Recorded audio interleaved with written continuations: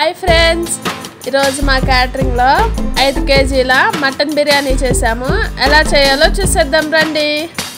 ముందుగా ఒక గిన్నె పెట్టుకొని దానిలో నూనె పోసుకొని హోల్ బిర్యానీ మసాలా, పచ్చిమిర్చి, ఉల్లిపాయలు వేసి బాగా వేపుకోవాలి. తరువాత కొత్తిమీర, పుదీనా వేసి బాగా కలపాలి.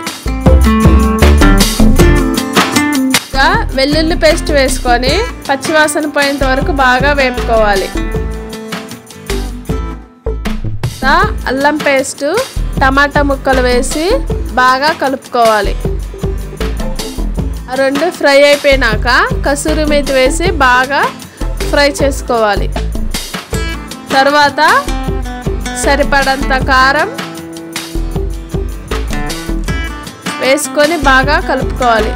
తర్వాత మటన్ ముక్కలు వేసి ఆ ముక్కలకి మసాలా బాగా పట్టేలాగా కలుపుకొని ఫ్రై చేసుకోవాలి.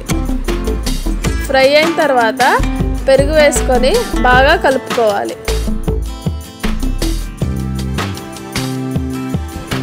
తర్వాత తగినంత నీరు వేసుకొని రాళ్ళ ఉప్పు వేసి మూత పెట్టి బాగా మరిగించాలి.